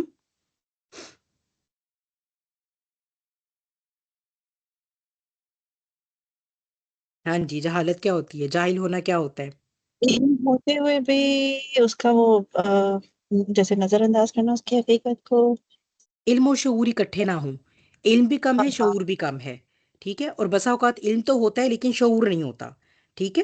تو علم اور یعنی کہ آپ کا جو برین اور قلب ایکسس ہے نا وہ بیسیکلی ڈسٹرب ہے، ٹھیک ہے؟ تو یہ جاہلیت ہے۔ تو جاہلیت کے گمان پھر اللہ تعالیٰ کی جب کسی کا اگر اللہ کے بارے میں یہ گمان نہیں ہوگا کہ اللہ تعالیٰ مسبب الاسباب ہے، تو وہ کیا کہے گا؟ ہائے ہم تو مر گئے، ہمارے پاس ہمارا تو مال بھی ہاتھوں سے چلا گیا، اب تو ہمارے جو ہے وہ جنگی ہتھیار بھی ہم نے ڈال دیے تھے اور یہ دشمن ہمارے سر پر کھڑا ہے۔ یعنی وہ یہ سمجھیں گے کہ انسان ہم پر قادر ہیں، اسباب ہم پر قادر ہیں اور ہم ان کے محتاج ہیں۔ اور جاہلیہ اللہ کے بارے میں کب آئے گی؟ جب اللہ کی معرفت نہیں ہوگی۔ اللہ کی معرفت اور پہچان کب ہماری جو ہے وہ افیکٹ ہوتی ہے؟ جب ایمان نہیں ہوتا دلوں میں۔ تو جب ایمان نہیں ہوگا دل کے اندر تو اس کا مطلب ہے لا محالہ نفاق ہوگا، ٹھیک ہے؟ دیکھیے قلب جو ہے نا ہمارا جو قلب ہے اس کے اندر تین ہی حالتیں ہو سکتی ہیں: ایمان، نفاق اور کفر، ٹھیک ہے؟ اب ایک تو ہوتے ہیں کافر، وہ تو سیدھا سیدھا ڈیسائیڈ کر لیتے ہیں اور وہ اپنے قلب کے اندر ایمان کو جگہ دینے کو تیار ہی نہیں۔ پھر ہوتے ہیں مومن، ٹھیک ہے؟ پھر مسئلہ یہ آ جاتا ہے کہ ایمان میں جب درجات آ جاتے ہیں تو ایمان جیسے جیسے سلپ ہوتا ہے، میں نے آپ کو بتایا کہ اس کی جگہ اتنا ہی نفاق آ جاتا ہے۔ اگر آپ کا اور میرا ایمان نیچے گیا ہوا ہے، 40% پہ ڈراپ کر گیا ہے، تو 60% چانسز ہے کہ نفاق ہوگا۔ تو یہ جو ہے وہ اس لیے کہا گیا نا کہ قلب کے بارے میں بہت زیادہ ہمیں کانشیس ہونے کی ضرورت ہے، بہت پروٹیکٹ کرنے کی ضرورت ہے اپنے قلب کو۔ ہمیں قلب کی حالت کا جائزہ ہمیں دن میں زیادہ دفعہ نہ بھی لے سکے تو ایک دفعہ روزانہ اپنے قلب کی حالت کا جائزہ لینا چاہیے کہ یہ کہاں سٹینڈ کر رہا ہے، ٹھیک ہے؟ تو یہ ظن الجاہلیہ، جاہلیہ کیسے آئی؟ اللہ کی معرفت نہیں تھی۔ اللہ کی معرفت کیوں افیکٹ ہوئی ان کی؟ کہ حالانکہ نبی کے درمیان تھے، وہ نبی کے ساتھ تھے، قرآن کی آیات بھی سن رہے تھے، لیکن کیا ہوا کہ دل کے اندر ایمان جو ہے وہ تھا نہیں۔ تو اب انہوں نے کیا کہا، کیا کہنا شروع کر دیا؟ اللہ کا پتہ نہیں کون سا وعدہ تھا، پتہ نہیں سچا بھی تھا یا نہیں، ٹھیک ہے؟ غیر الحق کی جو بات بھی اب ان کو شیطان وساوس ڈال رہا ہے۔ یقولون حل لنا من الامر من شیء، اور یہ تک کہنا شروع کر دیا کہ یہ جو امر ہے، یہ جو معاملہ ہوا ہے سارا جنگ کا اور یہ سب کچھ، کیا اس کے بارے میں ہمارا بھی کوئی اختیار ہے؟ بھئی ہم سے تو نہ انہوں نے شورا کی، ہمارا نہ انہوں نے مشورہ مانا، اور جو ہے وہ اب یہ جو ہے وہ اٹھ کر جو ہے وہ ہمیں لے کر ساتھ آ گئے اور الٹا ہمارا نقصان ہو گیا۔ تو نبی کریم صلی اللہ علیہ وسلم کو اللہ تعالیٰ ہدایت دے رہے ہیں، کل آپ انہیں کہہ دیجئے ان الامر کلہ للہ، امر تمام کا تمام جو ہے وہ اللہ ہی کا ہے۔ اگر تمہیں یہ اعتراض ہے کہ اللہ کے رسول نے کوئی ایسا ڈیسیجن لے لیا، تم لوگوں کی بات نہیں مانی اور یہ سارا نقصان ہو گیا، تو اللہ کے رسول بھی اللہ کی مرضی کے بغیر کوئی فیصلہ نہیں کرتے۔ تو اختیار تو ہر شے میں اللہ ہی کا ہے۔ اللہ تعالیٰ جو تمہیں آزما رہا ہے وہ کہ تمہارے پاس جو فیکلٹیز ہیں ان میں آزما رہا ہے۔ اللہ تعالیٰ کسی انسان سے اس بات کا حساب نہیں لے گا کہ تم جو ہو وہ ریزلٹس کو کنٹرول کیوں نہیں کر سکے، کیونکہ یہ قدرت نہ انسان کو دی گئی ہے، نہ اس پر اس کا مواخذہ ہوگا۔ اس سے یہ پوچھا جائے گا کہ وہ کوشش جو تمہیں تمہارے گیون ٹولز جو دیے گئے تھے، جو ریسورسز تھے تمہارے پاس، اس میں جو کوشش تم کر سکتے تھے وہ کوشش تم نے کی یا نہیں کی، اور پھر یہ کہ اس کوشش کے اندر ایمان تھا، اخلاص تھا یا نفاق تھا۔ ٹھیک ہے. تو اب اس میں یہ کہ کہہ دیجیے کہ اختیار جو ہے وہ تو سارے کا سارا اللہ سبحانہ تعالیٰ کا ہے، اختیار تو کسی کا بھی نہیں ہے. کیونکہ کر کیا رہے ہیں یہ یخفون فی انفسہم ما لا یبدون لکا، یہ جو ہے نا وہ اپنے اندر اس بات کو چھپا رہے ہیں جو یہ آپ کے سامنے، یعنی اے نبی یہ آپ کے سامنے اس بات کو ظاہر نہیں کرتے. ٹھیک ہے. اور وہ کیا بات تھی؟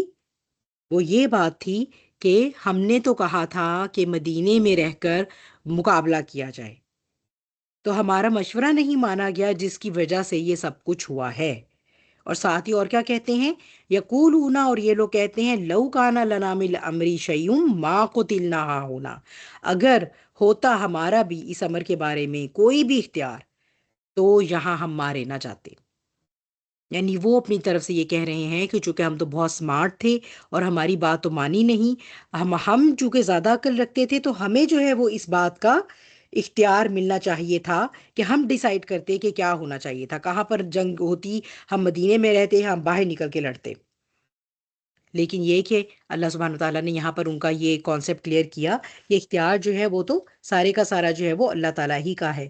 اب اس کے بعد اس کا تھوڑا سا پس منظر جو ہے وہ امام ابن اسحاق رحمہ اللہ نے حضرت عبداللہ بن زبیر رضی اللہ تعالیٰ عنہ کی روایت کو بیان کیا ہے کہ وہ یہ کہتے ہیں، حضرت عبداللہ بن زبیر جو ہے وہ یہ فرما رہے ہیں کہ جب خوف بہت شدید ہوا تو اس وقت میں رسول اللہ صلی اللہ علیہ وسلم کے ساتھ تھا، اور میں نے دیکھا کہ اس وقت شدید خوف کے عالم میں اللہ تعالیٰ نے ہم پر اونگ کو طاری فرما دیا.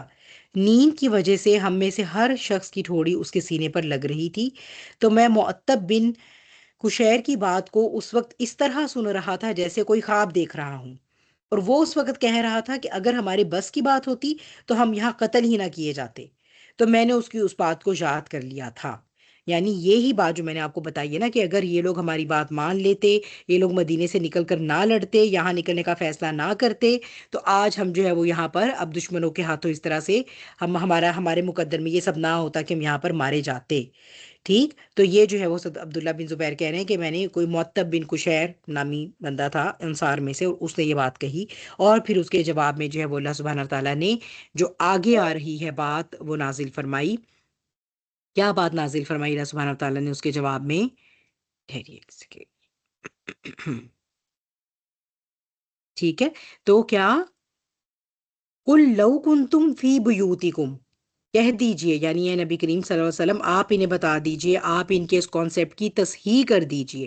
لو کنتم فی بیوتکم، اور اگر ہوتے تم اپنے گھروں میں، اگر تم اپنے گھروں میں بھی بیٹھے ہوتے، یعنی مدینے کے اندر رہ کر جو دفاع ہے اسے تو چھوڑ دو، یعنی مدینے میں بھی اگر تم جنگ پہ نہ نکلے ہو تو مدینے میں اپنے گھروں کے اندر بھی ہوتے، لبارز الذین کتب علیہم القتل، لبارزا تو ظاہر ہو جاتے، یعنی آمنے سامنے ہو جاتے، نکل آتے، نمایاں ہو جاتے. اس کو اگر ہم دیکھیں تو بارزا جو ہے یہ اس کا مطلب ہے کشیدگی کے بعد ظاہر ہونا، نمایاں ہونا.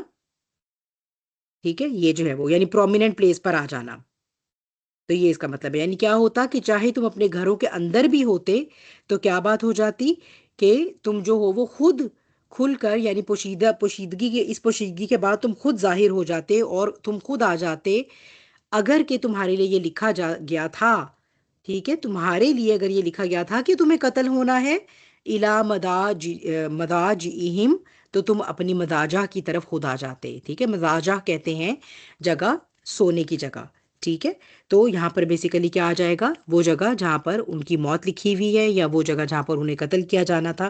اگر ایسا ہوتا تو تم خود نکل کر خود سے ہی ظاہر ہو جاتے، اور بالکل جہاں پر تمہاری موت لکھی ہوئی تھی، جہاں پر تمہارا قتل لکھا ہوا تھا، تو تم وہاں پر خود پہنچ جاتے، اس جگہ پر تم ٹریول کر کے یا کسی بھی طرح، خواہ کہ تم گھر کے اندر ہی بیٹھے ہوتے.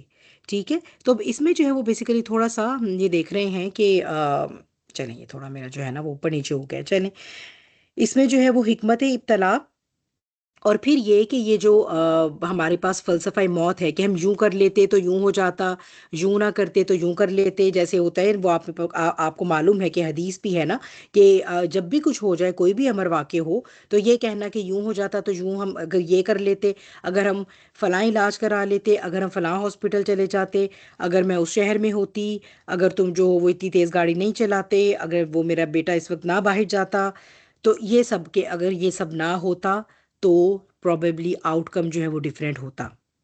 تو یہ وہی بات آ جاتی ہے کہ اس کا مطلب ہے کہ تقدیر کا جو معاملہ ہے اسی کو آپ نے سارا جو ہے وہ تقدیر کا جو کانسیپٹ ہے وہ آپ نے سارا سارا مکس اپ کر دیا، خراب کر دیا، ٹھیک ہے۔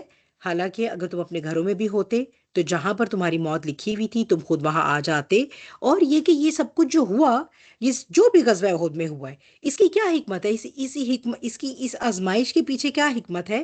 اس میں دو چیزیں جو اللہ تعالیٰ واضح کرنا چاہ رہے تھے۔ وَلِيَبْتَلِيَ اللَّهُ مَا فِي صُدُورِكُمْ، کہ اللہ سبحانہ و تعالیٰ تمہیں ابتلا میں ڈالے، تمہیں آزمائش میں ڈالے اس چیز کی طرف سے جو کچھ جو تمہارے سینوں میں ہے، ما فی صدورکم، ٹھیک ہے۔ اور سینوں میں کیا ہے؟ ہاں سینوں میں کیا ہے اب تو بتا دیں۔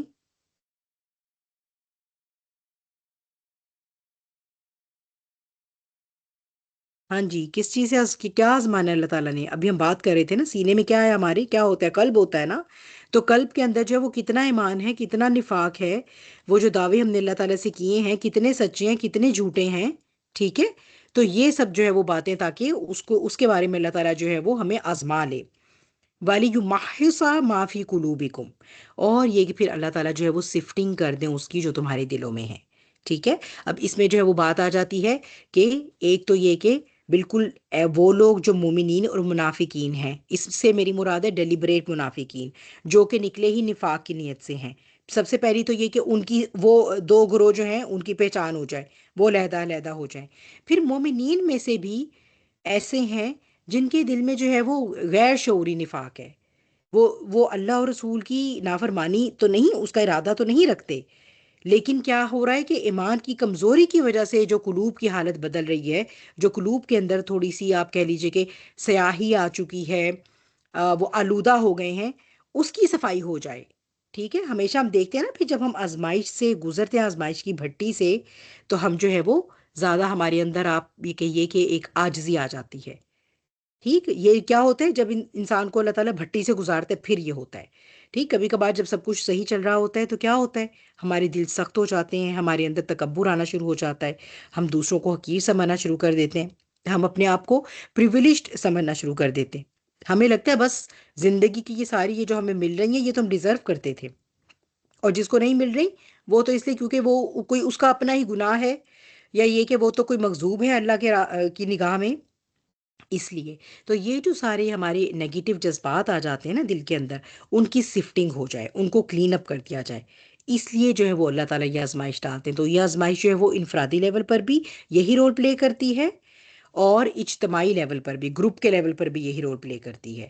واللہ علیم بذات الصدور، اور اللہ تعالیٰ خوب جانتا ہے اس کو جو تم لوگوں کے سینوں میں ہے۔ اللہ تعالیٰ کو ضرورت تو نہیں تھی جاننے کی، یہ جو ہے کہ جو کچھ سینوں میں ہے اسے جو ہے وہ آزمائے، یہ کہ یہ چیز پریکٹیکل جب امپلیمنٹیشن ہوتی ہے نا اس چیز کی، ایک تو آپ تھیری پڑھ رہے ہیں، آپ قرآن پڑھ رہے ہیں، ٹھیک ہے، آپ نے ایمان پر بہت سنا، آپ نے قلب کی کیا کیفیت ہونی چاہیے، تقویٰ کے بارے میں بہت بات ہو رہی ہے، عدل کی بہت بات ہو رہی ہے، چلیں جی اب آپ کو سب یاد ہو گئے، یہ دین کے اصول یہ سارے یاد ہو گئے، لیکن یہ کہ جب اس کی پریکٹیکل امپلیمنٹیشن کا وقت آئے گا تو پھر آپ کیسا بیہیو کریں گے؟ وہ تھیری ایکچولی آپ کے اندر کتنا آپ نے اس کو انٹرنلائز کیا ہے، یہ پھر جب وہ وقت پڑے گا تو اس وقت آپ کا بیہیویئر بتائے گا کہ کتنا آپ نے اس تھیری کو انٹرنلائز کیا تھا، اب آپ کیسا بیہیو کر رہے ہیں، اب اس کی پریکٹیکل امپلیمنٹیشن، تاکہ آپ کے اپنے اوپر بھی واضح ہو جائے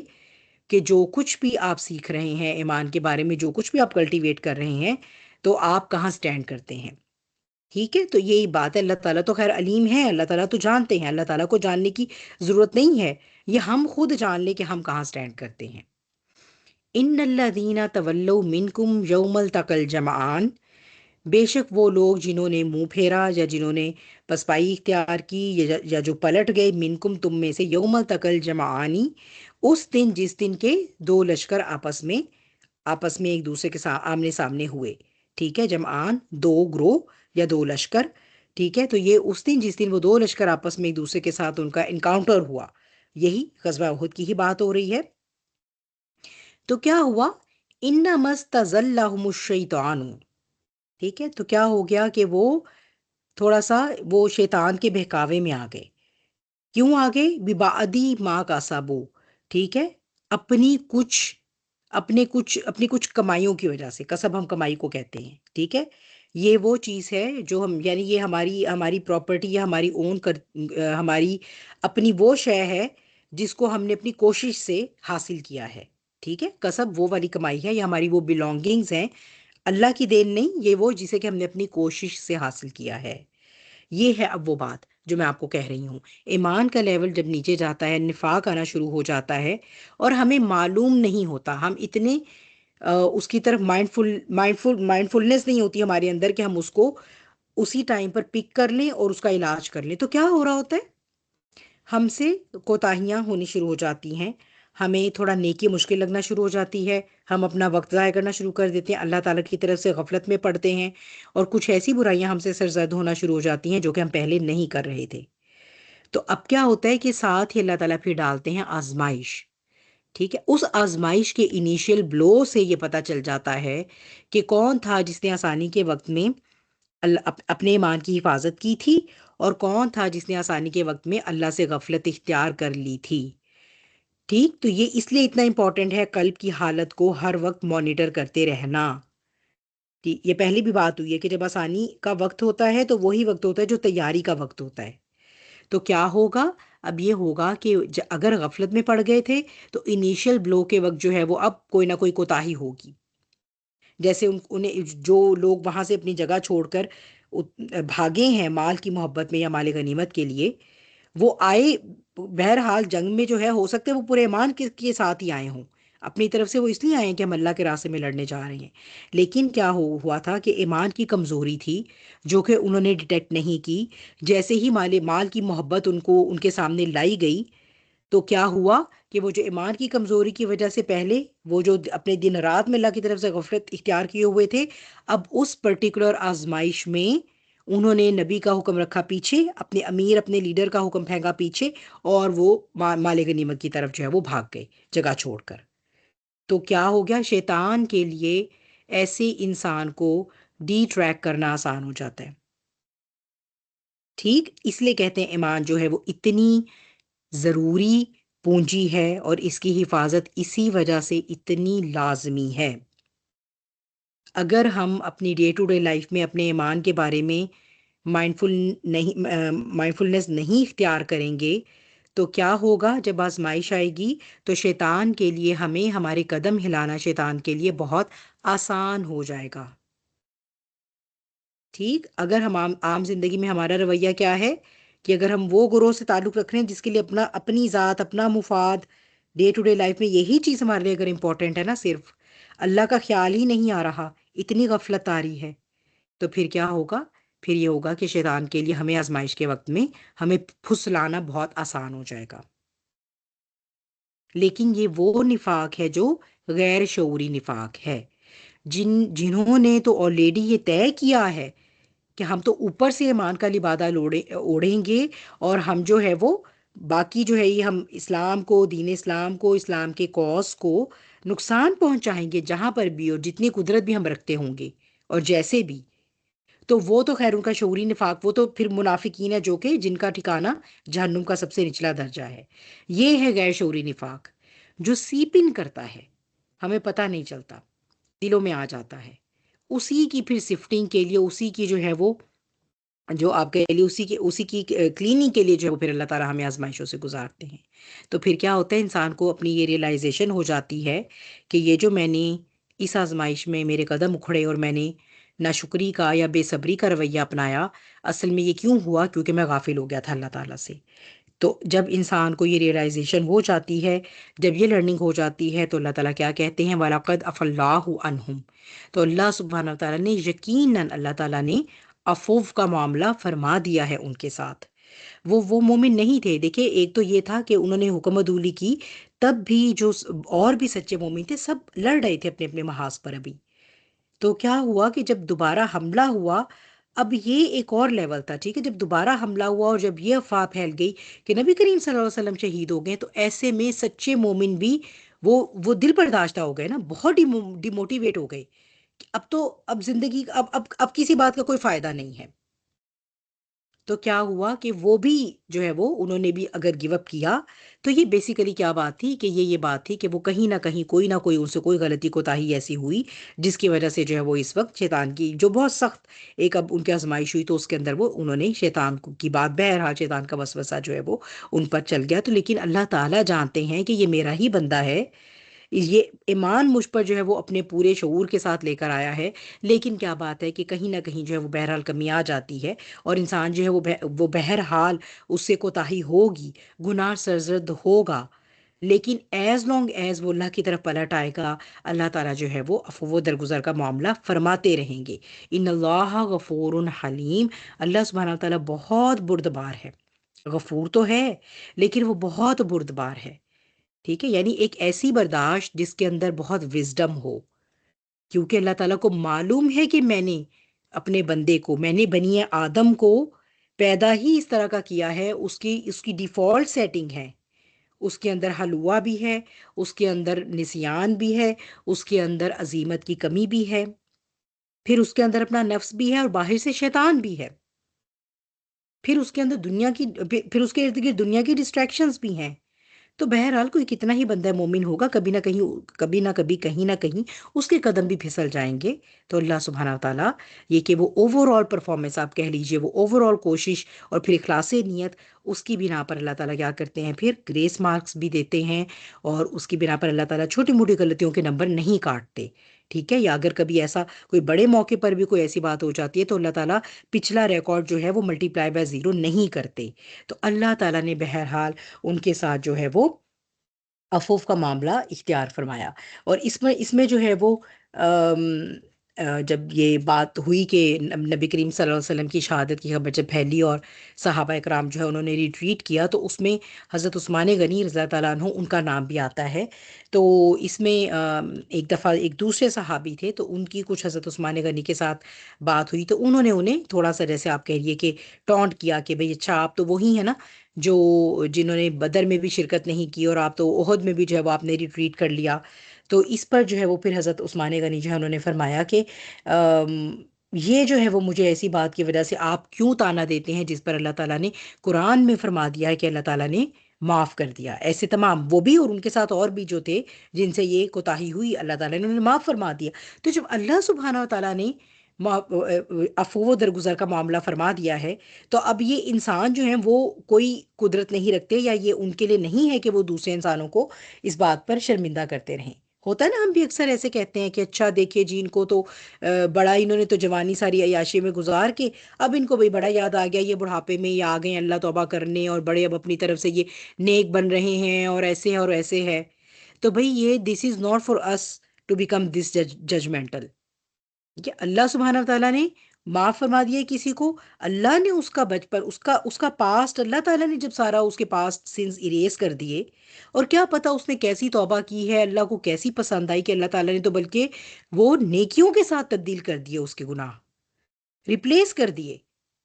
اور یہاں پر ہم بیٹھے ہوتے ہیں کہ ہم جو ہے وہ اپنے ججمنٹل تیر لے کر کہ اچھا جی، اچھا یہ دیکھا اس کو، یہ تو ایسے ایسے ایسے گھومتی تھیں، یہ تو ادھننگی ہوتی تھیں، اب بڑا آ گئی ہیں، یہ خود حجاب کرنا شروع کر دیا اور اب بڑی تبلیغ بھی کر رہی ہیں، دیکھو جی دیکھو. تو یہ معاذ اللہ سما معاذ اللہ، اللہ تعالیٰ ہمیں اس رویے سے بچائے کہ یہ اللہ سبحانہ و تعالیٰ اور اس بندے کا معاملہ ہے. اور جب اللہ نے معاف فرما دیا، اور یہ تو ان اصحاب کا یہ عمل تو اللہ تعالیٰ نے قرآن پاک میں مینشن کر دیا کہ میں نے معاف کر دیا، تو اس کے بعد کسی کے لیے کوئی کسر نہیں رہ جاتی کہ وہ ان کو بعد میں طعنہ زنی کرے. مزید پھر حضرت عثمان غنی نے جو ہے وہ یہ بتایا کہ جنگ بدر میں جو میں نے شرکت نہیں کی وہ اس لیے کہ رقیہ، جو حضرت رقیہ نبی کریم صلی اللہ علیہ وسلم کی صاحبزادی، جو اس وقت ان کی بیوی تھیں، زوجہ تھیں، تو وہ بیمار تھیں بہت نا، وہ اپنے مرض الموت میں مبتلا تھیں. تو وہ پھر ان کی تیمارداری میں مصروف رہے. تو وہ کہتے میں ان کی تیمارداری میں مصروف تھا حتیٰ کہ وہ وفات پا گئیں. تو اور یہ کہ انہوں نے یہ مزید انہوں نے یہ آگے الیبوریٹ کیا کہ مجھے نبی کریم صلی اللہ علیہ وسلم نے غزوہ بدر کا جو مال غنیمت تھا اس میں سے حصہ بھی دیا تھا. یعنی اس کا مطلب ہے کہ اگر اللہ کے رسول مجھ سے ناراض ہوتے غزوہ بدر میں شرکت نہ کرنے پر، اس بنا پر کہ وہ میری اہلیہ اتنی زیادہ بیمار تھیں اور میں ان کی تیمارداری کے لیے رک گیا، تو اگر وہ ناراض ہوتے تو کیا وہ مجھے غزوہ بدر کے مال غنیمت سے حصہ دیتے؟ ٹھیک ہے. تو یہ کہ جس کو اللہ کے رسول نے مال غنیمت میں سے حصہ دیا، اس کا یہ مطلب ہے کہ گویا وہ تو جنگ میں شریک تھا. ٹھیک ہے. تو یہ جو ہے وہ یہاں تک ہمارے پاس غزوہ احد کا جو ہے وہ غزوہ احد کے تناظر میں ان آیات کا جو بیک گراؤنڈ اب تک ہم نے کور کیا ہے. ٹھیک ہے. اب اس میں جو ہے وہ اگر آپ لوگوں نے کوئی سوال پوچھنا ہے، کچھ کہنا ہے. ٹھیک. آج تو ویسے بھی سب بہت سلو ہو گئے، سارے سو رہے ہیں. کوئی رمضان میں تو ٹھکا ٹھک سب جواب بھی دیتے تھے ماشاء اللہ، ہے نا. میں تو بڑا خوش تھی، نظر ہی لگ گئی، میری اپنی نظر ہی لگ گئی، ہے نا. چلیں ٹھیک ہے. تو پوچھنا ہے کسی نے کچھ؟ یہاں پر ہمارا 16واں رکوع ختم ہوا. 17واں رکوع جو ہے یہ ہمارے پاس آیا نمبر 156 سے 171 تک سٹریچ کر رہا ہے. ٹھیک. صحیح. تو اب کسی نے کچھ کہنا ہے، پوچھنا ہے، کوئی کنٹریبیوٹ کرنا ہے؟ اچھا فریحہ پتہ نہیں کیا کہہ رہی ہیں آج، پتہ نہیں کیا نہیں تھے. اچھا کہہ رہی ہیں حالات نہیں تھے میوٹ ہونے والے. اچھا نہیں کوئی بات نہیں فریحہ. ویسے سم ٹائمز آپ لوگ پھر ایسے چیٹ میں ٹائپ کر دیا کریں. ٹھیک ہے. کچھ نہ کچھ ہاں ہوں کر دیا کریں جس سے مجھے لگے کہ آپ سامنے سارے زندہ ہی ہیں. ٹھیک ہے. چلے جی آگے چلتے ہیں. آئے نمبر 156 ٹل 158 پہلے دیکھتے ہیں. یا ایھا الذین آمنوا لا تکونوا کالذین کفروا وقالوا لاخوانہم اذا ضربوا فی الارض او کانوا غزا لو کانوا عندنا ما ماتوا وما قتلوا لیجعل اللہ ذلک حسرۃ فی قلوبہم واللہ یحیی ویمیت واللہ بما تعملون بصیر. یا ایھا الذین آمنوا، مومنین کے لیے کوئی اور ہدایت ہے، ایک اور ہدایت ہے. کیا کہہ رہے ہیں اللہ تعالیٰ ہمیں اٹینٹیو کرنے کے لیے؟ اے لوگوں جو ایمان لائے ہو، لا تکونوا، نہ ہو جاؤ تم سب کالذین، ان لوگوں کی طرح، کفروا، جنہوں نے کفر کیا. ٹھیک ہے. تو تم ان لوگوں کی طرح نہ ہو جاؤ جنہوں نے کفر کیا. ٹھیک. اب یہ کون سے مومنین ہیں؟ وہ سارے جو ٹرامیٹائز ہیں، جو کچھ بھی غزوہ احد میں ہوا، بیچارے اپنے اچھے ایمان کے ساتھ، اچھے دل کے ساتھ، ایک نیک گمان کے ساتھ جو ہے وہ گئے ہیں، غزوہ احد کا حصہ بنے ہیں. لیکن اور اس میں انہوں نے پارٹیسپیٹ بھی کیا اللہ اور رسول کے ساتھ، اللہ کی رضا کے لیے، دین اسلام کے لیے. لیکن کچھ اور لوگوں کی غلطی کا خمیازہ انہیں بھی بھگتنا پڑا. ان میں سے بھی کسی کا بھائی شہید ہو گیا ہے، کسی کا چچا شہید ہو گیا ہے، کسی کا کوئی رشتہ دار شہید ہو گیا ہے. اب وہ سب ٹرامیٹائزڈ آئے ہیں. تو اب کیا ہو رہا ہے کہ وہ جو اللہ زینہ کافروں ہیں نا، کفر کرنے والے کون سے ہیں؟ یہ وہ بھی جو کہ واضح کافر ہیں، جو کہ نئی دین اسلام کا حصہ بنے، اور وہ بھی ہیں جو منافقین ہیں. اگر آپ کو یاد ہو تو غزوہ احد کے لیے جب نکلے تھے، جب لشکر نکلا تھا، تو کیا آپ کو یاد ہے کچھ کہ کیا ہوا تھا؟ شروع میں 1000 کا لشکر نکلا تھا. تو کیا ہو گیا تھا؟ شروع میں ہی کچھ ہی فاصلہ طے ہوا تھا، تو کیا ہوا تھا؟ یاد ہے کسی کو جب ہم کر رہے تھے پچھلی آیات؟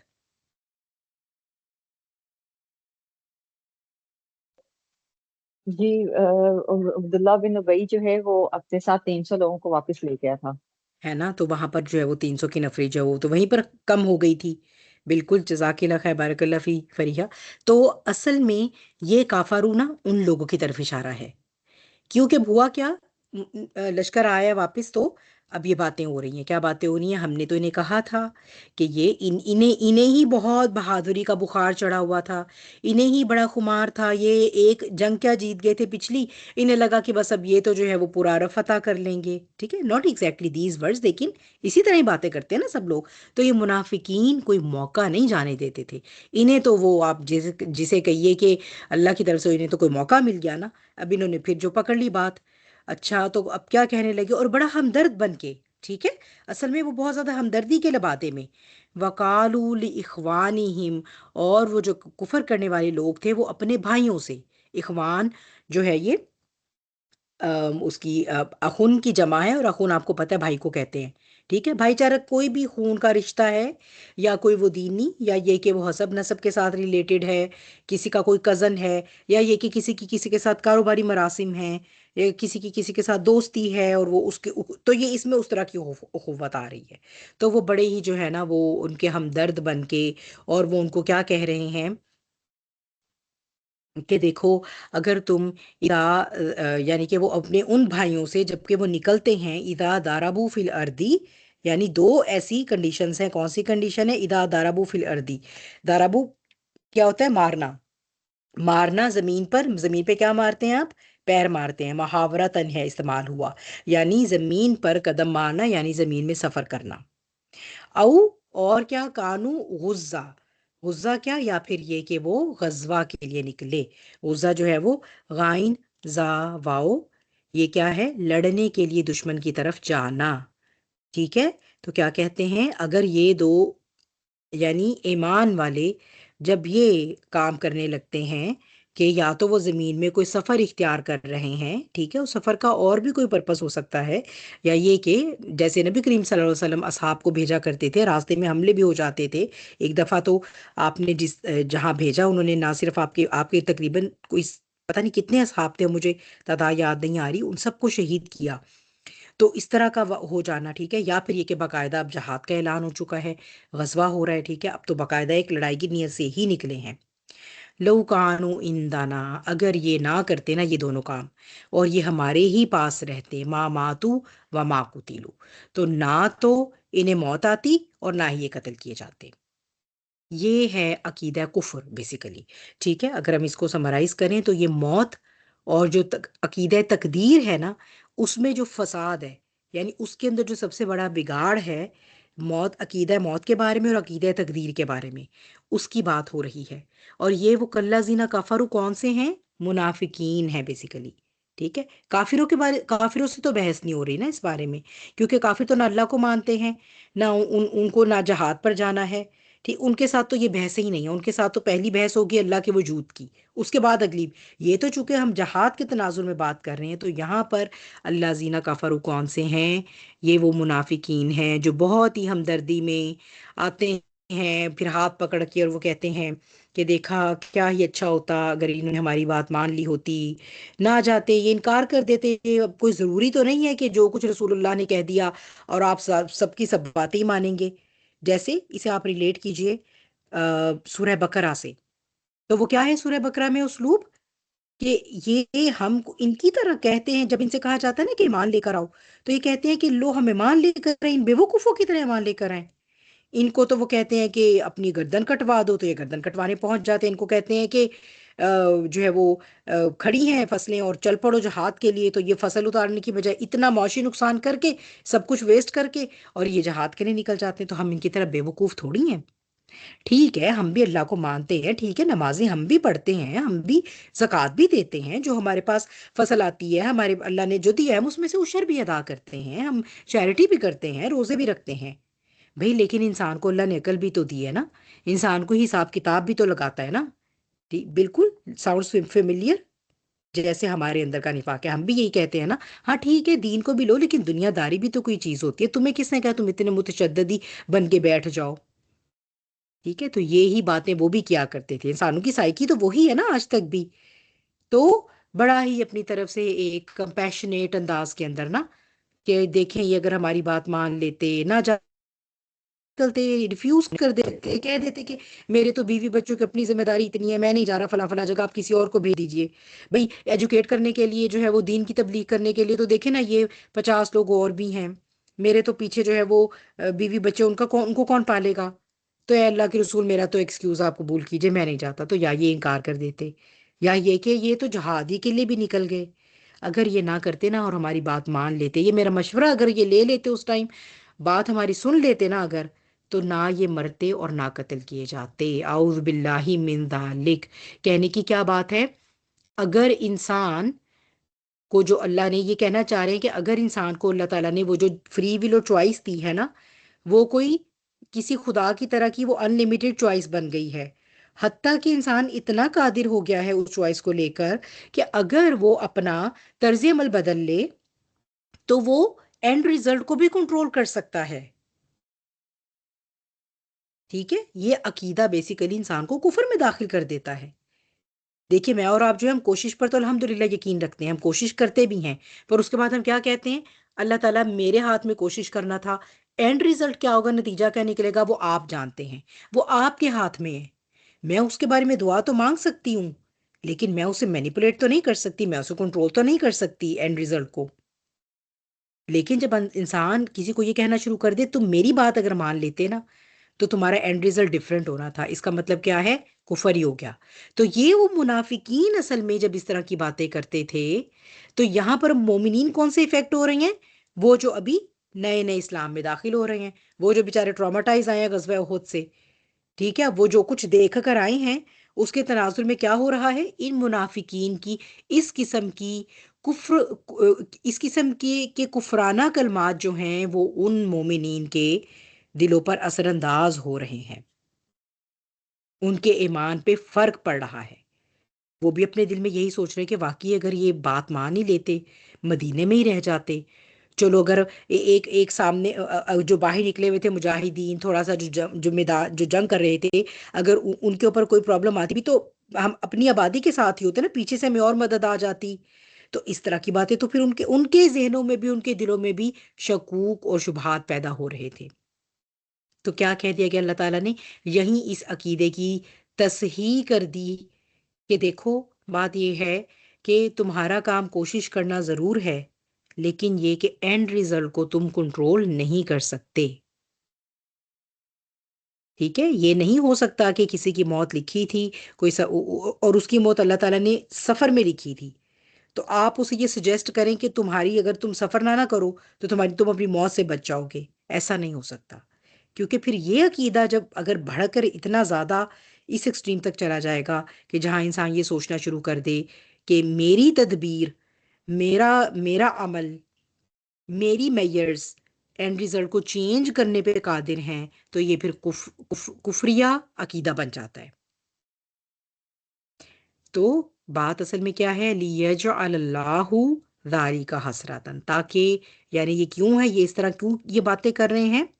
تاکہ اللہ تعالیٰ اسی کو، ان کی ایسی باتوں کو ہی حسرت بنا دے، فی قلوبہم، ان کے دلوں میں پچھتاوا اور روگ بنا دے۔ کیسے بنائے گا؟ کیسے بنائے گا اللہ تعالیٰ ایسے؟ حالانکہ ابھی ابھی ریسنٹلی تو اگزامپل یہ دیکھی کہ واقعی میں مدینے سے باہر نکل کے لڑنے کا فیصلہ کیا، ان کی بات نہیں مانی تو کیا ہوا؟ قتل ہو گئے کتنے سارے لوگ اس کے اندر۔ تو اب ان کی یہ بات تو اصل میں دیکھا جائے اس تناظر میں تو سچ بیٹھ گئی نا، سچ ثابت ہو گئی، پر اللہ ان کی اس بات کو کیسے حسرت بنائے گا، ان کے لیے کیسے پچھتاوا بنے گا؟ ہاں جی، اب یہاں پر ذرا کامن سینس یوز کیجئے تھوڑی سی اور جلدی سے بتائیں۔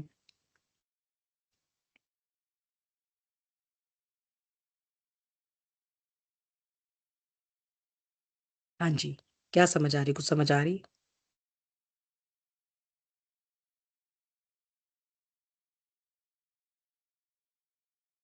کچھ بھی نہیں؟ آخرت میں اللہ تعالیٰ ان کی جو بات ہے یعنی کہ وہ اپنی تدبیر تو تب بھی نہیں کر سکیں گے نا۔ تو آخرت میں تو نہیں، اس دنیا میں ہی ہے، ٹھیک ہے، یہ میں چل کلو دے دیتی ہوں۔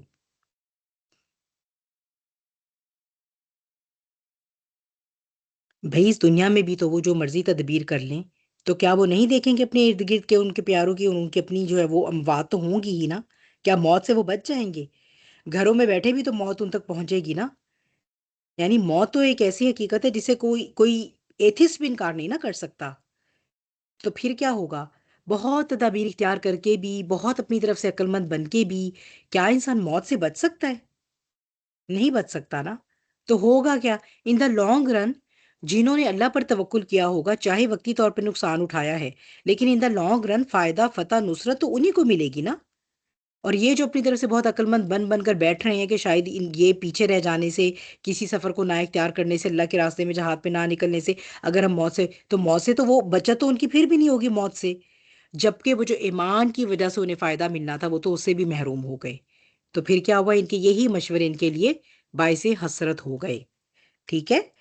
تو اصل میں اب کیا جو ہے وہ واللہ یحیی و یمیت، اصل جو ہے وہ کیا ہے؟ پینیکل کیا ہے اس عقیدے کا، اس کی ایپیٹمی کیا ہے؟ اللہ ہی ہے جو زندہ کرتا ہے اور مارتا ہے۔ اللہ چاہے تو وہ 300 سال غار میں نیند جو کہ نیند بمثل موت ہی ہے نا، وہ دینے کے بعد بھی جو ہے وہ حیات دے دے، اللہ جو وہ مرے ہوئے کو زندہ کر کے جگہ اٹھا دکھا دے۔ حضرت عیسیٰ علیہ السلام کو تو یہ معجزہ اللہ تعالیٰ نے اپنے اذن سے دیا ہوا تھا۔ تو بات کیا ہے؟ اینڈ ریزلٹ صرف اور صرف اللہ سبحانہ و تعالیٰ کے ہاتھ میں ہے۔ فائنالٹی ریسٹس ود اللہ سبحانہ و تعالیٰ۔ بات پھر وہی، انسان کو کس شے پر قدرت دی گئی ہے کہ وہ چوز کیا کرے گا راستہ، اور اس راستے پہ چلنے کے لیے جو کوشش، اور وہ کوشش بھی وہ وہی کر سکتا ہے جو اللہ نے اسے اسباب دیے ہیں، ان کو لے کر وہ کوشش کر سکتا ہے، لیکن اینڈ ریزلٹ کنٹرول نہیں کر سکتا انسان کسی بھی شے کا۔ لہٰذا ہمارے لیے سب سے بڑا، سب سے ضروری ہمارے لیے پھر کیا ہونا چاہیے کہ ہماری نیت میں اخلاص ہو۔ ہم کوئی اچھا کام بھی کرنے جا رہے ہیں نا، تو اس کا اینڈ ریزلٹ، کیونکہ ہمارا انسان کی یہ فطرت ہے نا، ہم کیا کرتے ہیں، ہم زندگی میں کوئی ڈریم اپنا دیکھتے ہیں، ہم کوئی گول سیٹ کرتے ہیں، ایسا ہی ہے نا؟ تو ایکچولی کیا ہوتا ہے، ایک اینڈ ریزلٹ آلریڈی ہم نے اپنے دماغوں میں ڈیزائن کر لیا ہوتا ہے۔ ٹھیک، جیسے مثال کے طور پہ یہ کہیے کہ میں نے جو ہے وہ یہ سوچا کہ بھئی میرا دل چاہتا ہے کہ میں اور آپ ہم سب جو ہے نا وہ 2 سال میں قرآن ختم کر لیں۔ اب میرے دماغ میں جو سب سے پہلی پکچر بنے گی وہ کیا ہے؟ 2 سال کے بعد، یعنی وہ پکچر میرے ذہن میں اینڈ ریزلٹ کی پکچر ہے کہ ہم نے قرآن کمپلیٹ کر لیا ہے۔ ٹھیک، اب کیا ہوگا، اس کو لے کر ہم اس کو کنٹرول کرنے کی کوشش ہو رہی ہے، یوں کر لیں، ایسے کر لیں، ایسے کر لیں۔ اس سب میں کیا ہوگا کہ وہ جو کوشش اور اس کا اخلاص ہے نا، وہ سب جو کوالٹی ہوگی نا، وہ نیچے گر جائے گی، اس عمل پر فوکس نہیں رہے گا اتنا۔ یعنی قرآن پڑھنا تھا یا قرآن کو سیکھنا تھا، مقصد کیا تھا، قرآن کو انٹرنلائز کریں، قرآن سے جتنا بھی نور حاصل کر سکتے ہیں وہ کریں۔ اس چیز پر فوکس ہونے کی بجائے کیا ہو گیا، اچھا نہیں ختم ہو جائے، بس ختم ہو جائے، اچھا نہیں بس اب یوں بھی ہو وہ بھی ہو، اب سمجھ آ رہی ہے نہیں آ رہی ہے، بھاگ رہے ہیں، ٹھیک ہے، بیزار ہو رہے ہیں، نہیں نہیں نہیں، بس یوں کرنا ہے، کیوں، بس 2 سال کا چونکہ میں نے سوچا، میں نے اس کے اندر۔ تو یہ جب انسان اینڈ ریزلٹس کو کنٹرول کرنے کی کوشش کرتا ہے تو اس کا جو عمل ہوتا ہے اس کی کوالٹی گر جاتی ہے۔ تو اللہ تعالیٰ کہتا ہے کہ اس بات کی فکروں سے نکل آؤ کہ تم نے کوئی اپنی زندگی خود تمہارے ہاتھ میں ہے، تم نے اس کو لمبا کرنا ہے۔ تم اگر بہت ہیلدی لائف اسٹائل رکھو گے تو وہ تمہاری زندگی بہت لمبی ہو جائے گی، یا یہ کہ تم اپنی موت سے خود کو بچا سکتے ہو۔ ان چیزوں سے نکل آؤ۔ واللہ یحیی و یمیت، نہ صرف موت اور حیات کے اینڈ ریزلٹ، وہ تو ہر شے کے اینڈ ریزلٹ پر صرف جو ہے وہ وہی قادر ہے۔ تمہارے ہاتھ میں کیا ہے، عمل کرتے جاؤ، اور نیت کیا ہونی چاہیے، اللہ تیری رضا مل جائے۔ ہاں، یہ اینڈ ریزلٹ ضرور ذہن میں ہونا چاہیے کہ اللہ کی رضا، اللہ کی رضا، اللہ کی رضا۔ ٹھیک، اب اس میں اس وقت جو آپ عمل کر رہے ہیں، اس کا جو کچھ بھی اس کا نتیجہ نکلتا ہے، اس سے بے پرواہ ہو جائیے۔ وہ نتیجہ آپ کو اسے آپ کی ڈیموٹیویشن کا سبب نہیں بننا چاہیے، کیونکہ واللہ یحیی و یمیت۔ آپ کتنا ہی ہیلدی لائف سٹائل رکھیں، نہ آپ اپنی زندگی کو پرولونگ کر سکتے ہیں، نہ ہی آپ کتنے ہی خطرات سے کھیلتے ہوں تو آپ کو موت جلد آ سکتی ہے۔ واللہ بما تعملون بصیر، اور اللہ سبحانہ و تعالیٰ اس سب سے جو تم کر رہے ہو بصیر ہے۔ ٹھیک ہے، نہ صرف وہ بصارت رکھتا ہے بلکہ ساتھ اس کے فراست بھی ہے، اور اسی سے ہی بصیرت، یعنی فراست جمع بصارت از اکول ٹو بصیرت۔ یہ ہم نے پہلے بھی فارمولا سیکھا ہے، ٹھیک ہے۔ تو یہ جو ہے وہ بات ذہن میں رکھنے والی۔ اگر آپ یہ دیکھیے، ہم تو ابھی تفسیر کر رہے ہیں، چونکہ ہم پہلی دفعہ گو تھرو کر رہے ہیں، تو آپ کو there are too many lessons, ٹھیک ہے، میں ان کو آپ کے ساتھ بس ہم پوائنٹ وائز جو ہے وہ اس کو ہم لے کر چل رہے ہیں۔ اگر آپ اس کی گہرائی میں اتریے تو ایک آزمائش کی مثال اللہ تعالیٰ دے رہے ہیں، غزوہ احد، ٹھیک ہے۔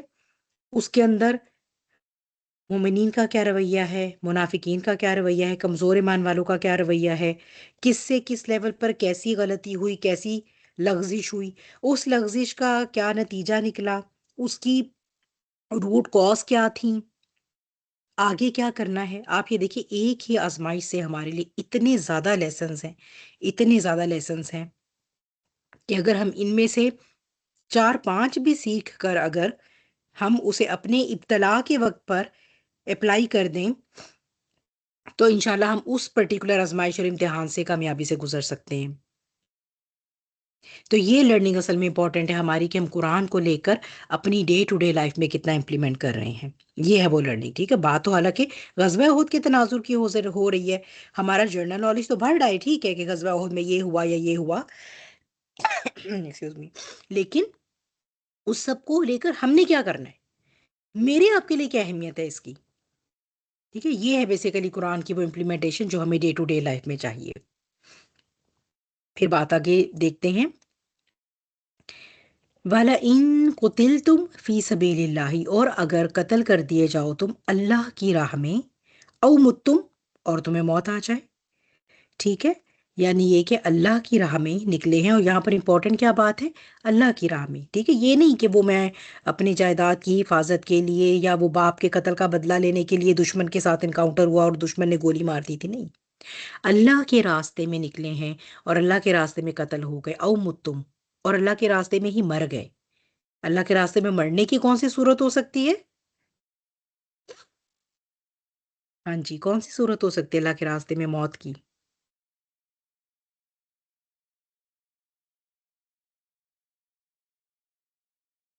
قتل تو پتہ چل گیا، سمجھ آتی ہے کہ آپ شہید نکلے. شہید ہو جانا نا. وہ تو میدان جنگ کی بات ہوگی، وہ تو قتل تم میں آ گیا نا، کہ اگر تم قتل کر دیے جاؤ میدان جہاد میں، نکلے آپ لڑائی کے لیے اللہ ہی کے راستے میں، یا کوئی بھی انکاؤنٹر ایسا ہوا. ٹھیک ہے، کوئی آ رہا تھا، وہ کوئی کسی مسجد پر حملہ کرنا چاہ رہا تھا اور کسی شخص نے جو ہے وہ اس نے اس کے ساتھ انکاؤنٹر کیا اللہ کے گھر کی حفاظت کے لیے، اور وہ اس میں مارا گیا. ٹھیک ہے، او متم، یا یہ کہ متم یعنی خود بخود مرنا، طبعی موت مرنا. اللہ کے راستے میں طبعی موت کیسے آتی ہے؟ ہاں جی، یہ سوال ہے.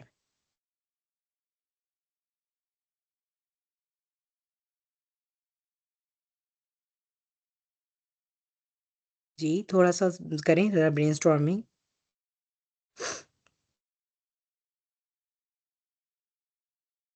مطلب جیسے ہم دین کے راستے پہ چل رہے ہیں اور نیچرلی کوئی جیسے انسان کی ڈیتھ ہوتی ہے. اور مزید اس کو اور اسپیسیفائی کر سکتے ہیں. جیسے آپ کوئی علم حاصل کر رہے ہیں، ٹھیک ہے، علم حاصل، آپ نے ہوں دین کا علم حاصل کرنے کے راستے پر آپ ہیں. ٹھیک ہے، ہم نے علم کی ہوں فضیلت پر دیکھا تھا نا، سورہ بقرہ میں کتنی زیادہ بات ہوئی تھی کہ ایک ہوں عالم کو 100 عابدوں پر فضیلت حاصل ہے. اور پھر جو علم کے حصول کے راستے پر چلتا ہے، اللہ اس کے لیے جنت کا راستہ آسان بنا دیتا ہے. ٹھیک ہے، سب نے دیکھی نا کتنی زیادہ یہ چیزیں. پھر یہ کہ جو علم کے راستے پر چلتا ہے اس کے لیے سمندر میں مچھلیاں، ہوا میں پرندے سب مغفرت کی دعا کرتے ہیں. اور پھر یہ کہ جو اس راستے پر چلتے چلتے ہی ابھی اس کا پورا نہیں ہوا تھا علم، وہ نہیں پہنچا وہاں تک جہاں تک وہ ایم کر رہا تھا، لیکن یہ کہ اس کے دوران ہی اس کی موت واقع ہو گئی، تو اس کے لیے جنت ہی ہے پرومسڈ. تو یہ کہ یا تم طبعی موت مر جاؤ یا خواہ تم مارے جاؤ، لیکن بات کیا ہے، ہونا اللہ کے لیے چاہیے. ٹھیک ہے، تو کیا ہے پھر بیسیکلی انسان کا ایم کیا ہونا چاہیے، لَمَغْفِرَةٌ مِّنَ اللَّهِ، تو مغفرت اللہ کی طرف سے، ورحمتن، اور رحمت، خیر مما یجمعون، بہترین ہے، بہتر ہے. ٹھیک ہے، یہ ہمارے پاس جو ہے وہ سیکنڈ ڈگری، ایک تو سپرلیٹو ہوتا ہے، ایک سیکنڈ ڈگری ہوتا ہے. ٹھیک ہے، ایک ہوتا ہے اچھا، ایک ہوتا ہے بہتر، پھر ایک ہوتا ہے بہترین. تو یہ ہے سیکنڈ ڈگری، بہتر ہے. بہتر ہے کس سے، مما یجمعون، اس سب سے جو یہ لوگ جمع کرتے ہیں. یعنی انسان کیا جمع کرتا ہے، انسان پوری زندگی لگاتا ہے اپنی ایفرٹس.